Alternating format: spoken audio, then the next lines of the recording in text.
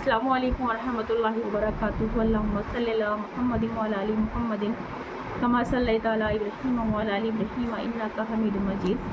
अल्लाहुम्मा बारिक अला मुहम्मदिन व अला आलि मुहम्मदिन कमा बारकता अला इब्राहीम व अला आलि इब्राहीम इन्नका हमीदुम मजीद। बिस्मिल्लाहिर्रहमानिर्रहीम।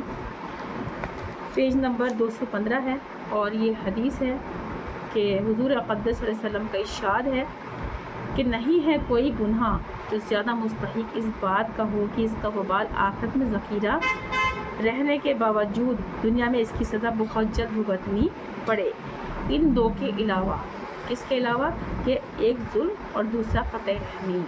ये दो बड़े गुनाह जो हैं इनकी सज़ा जो है दुनिया में रहते हुए भी इंसान को मिलती है। इसीलिए यहाँ पर समझाया गया है कि जो ज़्यादा मुस्तहिक इस बात का हो कि इसका वबाल आखिरत में ज़ख़ीरा रहने के बावजूद दुनिया में इसकी सज़ा बहुत जल्द भुगतनी पड़े। यानी ये दो गुनाह जुल्म और क़त्ल रहमी ऐसे हैं कि आखिरत में तो इन पर जो कुछ वबाल होगा वो होगा, आखिरत के अलावा दुनिया में भी उनकी सज़ा बहुत जल्द मिलती है। एक और हदीस में है कि हक़ ताला शाना हर गुनाह की जब चाहे मग़फ़िरत फरमा देते हैं, मगर वालिदैन के क़ता रहने की सज़ा मरने से पहले पहले दे देते हैं। एक हदीस में है कि हर गुनाह की सज़ा अल्लाह जल शाना आखिरत पर मौख़र फरमा देते हैं। बहुत सी हदीस में ये भी मज़मून है कि हक़ ताला शाना क़यामत के दिन रहम क़राबत को ज़बान अता फ़रमाएंगे। वो अर्श मौला को पकड़ कर दरख्वास्त करता रहेगा कि या अल्लाह, जिसने मुझे मिलाया तो इसको मिला, और जिसने मुझे क़त्ल किया तो उसको क़त्ल कर। बहुत सी हदीस में है कि अल्लाह ताला शाना फरमाते हैं कि रहम का लफ्ज़ अल्लाह ताला के पाक नाम रहमान से निकाला गया है। जो इसको मिलाएगा रहमान इसको मिलाएगा, और जो इसको क़त्ल करेगा रहमान इसको क़त्ल करेगा। एक हदीस में है कि इस कौम पर रहमत नाजिल नहीं होती जिसमें कोई क़त्ल रहमी करने वाला हो। एक हदीस में है कि हर पंचशंबा को अल्लाह जलशाना के यहाँ आमाल पेश होते हैं। क़त्ल रहमी करने वाले का कोई अमल कबूल नहीं होता। फ़क़ीह अबू ललीस रहमतुल्लाह फरमाते हैं कि क़त्ल रहमी इस कदर बदतरीन गुनाह है कि जिनके पास बैठने वालों को भी रहमत से दूर कर देता है। इसलिए ज़रूरी है कि हर शख्स इससे बहुत जल्द तौबा करे और सिला रहमी का एहतमाम करे। हुज़ूर अक़दस सल्लल्लाहु अलैहि वसल्लम की सिला रहमी के अलावा कोई नेकी ऐसी नहीं जिसका बदला बहुत जल्द मिलता हो, और क़त्ल रहमी और जुल्म के अलावा कोई गुनाह ऐसा नहीं है जिसका वबाल आखिरत में बाकी रहने के साथ साथ दुनिया में जल्दी न मिल जाता हो। हज़रत अब्दुल्लाह बिन मसूद रज़ियल्लाहु तआला अन्हु एक मरतबा सुबह की नमाज के बाद एक मजमे में तशरीफ़ फरमा थे। फरमाने लगे, मैं तुम लोगों को कसम देता हूँ, अगर इस मजमे में कोई शख्स क़त्ल रहमी करने वाला हो तो वो चला जाए। क़त्ल रहमी करने का किस कदर बड़ा गुनाह है ये हम लोग महसूस नहीं करते, और अगर हम पढ़ें तो इंशाअल्लाह फिर हम लोगों को इससे निजात भी मिल जाए। लेकिन हमारी जो कमज़ोरी है वो ये है कि हम इल्म ना तो सीखते हैं और ना ही हम सीखना चाहते हैं। हम लोग अल्लाह ताला शाना से एक दुआ करना चाहते हैं और आसमान के दरवाज़े क़त्ल रहमी करने वाले के लिए बंद हो जाते हैं। इसलिए उन्होंने कहा कि जो क़त्ल रहमी करने वाला है वो यहाँ से चला जाए, वरना हम अल्लाह ताला से एक दुआ करना चाहते हैं, कहीं ऐसा ना हो उसकी वजह से हमारी दुआ कबूल ना हो। यानी इसकी दुआ आसमान पर नहीं जाती, इससे पहले ही दरवाज़े बंद कर दिया जाता है, और जब इसके साथ हमारी दुआएं होगी तो वो दरवाज़ा बंद हो जाने की वजह से रह जाएगी। इनके अलावा बहुत सी रिवायत से ये मज़मून मालूम होता है कि और दुनिया के वाक़यात बहुत कसरत से इसकी शहादत देते हैं कि क़त्ल रहमी करने वाला दुनिया में भी ऐसे मसाइब में फंसता है कि फिर रोता ही फिरता है, और अपनी हिमाकत और जहालत से इसको ये भी खबर नहीं होती कि इतने इस गुनाह से तौबा ना करे, इसकी तलाफ़ी ना करे, इसका बदल ना करे, इतने इस आफत और इस आज़ाब से जिसमें मुब्तला है खुलासी ना होगी, चाहे लाख तदबीरें कर ले। और अगर किसी दुनियावी आफत में मुब्तला हो जाए तो वो इससे बहुत हल्की है कि किसी बददीनी में खुदा ना करे मुब्तला हो जाए, कि इस सूरत में इसका पता भी ना चले, कि तौबा ही कर ले, हक़ ताला शाना ही अपने फ़ज़ल से महफूज फरमाए। ये बहुत अहम हदीसें हैं। ये हदीसें जो है मैंने इसलिए आपके सामने पढ़ी हैं ताकि हम लोग अगर क़त्ल रहमी करने वाले हैं तो क़त्ल रहमी ना करें और अपने वालिदैन के साथ में अच्छा सलूक करें। बहुत से परिवार ऐसे हैं कि जिसमें बेटा माँ बाप से नहीं मिलता, کبھی کبھی لڑکیاں ماں باپ سے نہیں ملتی یا کسی بات کو دل میں لگا کے بیٹھ جاتی ہیں کہ ماں باپ نے ہمارے ساتھ میں ایسا کر دیا، یہ کیسے قیمت پہ نہ کرے، وہ ماں باپ ہیں، وہ سوچ سمجھ کے کرتے ہیں۔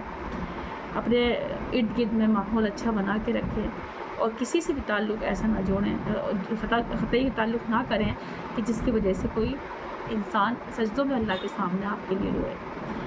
تو یہ پیج نمبر 215 پہ تھا۔ نمازوں کو قائم کریں اور حدیثوں کو کھولیں۔ یہ فتنوں کا دور ہے، اس فتنے میں سے اگر بچنا چاہتے ہیں تو اپنے ایمان پہ کام کریں۔ دوسروں کی اوپر انگلی اٹھانے سے پہلے اپنے اوپر انگلی اٹھائیں کہ میرے اندر کیا کمیاں ہیں، مجھے آج کیا کرنا چاہیے، اپنے آپ کو ٹھیک کرنے کے لیے مجھے کیا چیز ایسی سیکھنی ہے کہ جو میں اس حرکت کو اپنی خراب کو ختم کر دوں اور اللہ کے سامنے یہ کہہ سکوں کہ یا اللہ میں نے سچے دل سے توبہ کی ہے، جب سے میں نے آپ کا دین پڑھا، جب سے میں نے آپ کے دین کو سیکھا اور آپ کی بات کو سمجھا، تو میں آپ کے لیے اپنے سارے گناہ چھوڑ رہی ہوں یا چھوڑ رہا ہوں۔ یہ بہت بڑی بات ہوتی ہے انسان کو اپنے نفس پہ کام کرنا۔ ہم دوسروں پہ تنقید کرتے ہیں لیکن کبھی اپنے آپ پہ تنقید نہیں کرتے، اور تنقید جو ہے وہی شخص مانتے ہیں، یعنی کہ نصیحت وہی لوگ مانتے ہیں جو عقل مند ہیں، جو سمجھدار ہیں، جو مرنے سے پہلے اپنی تیاری کرتے ہیں، تاکہ کیونکہ ہمیں اللہ کو اپنا چہرہ دکھانا ہے، اپنے اعمال دکھانے ہیں۔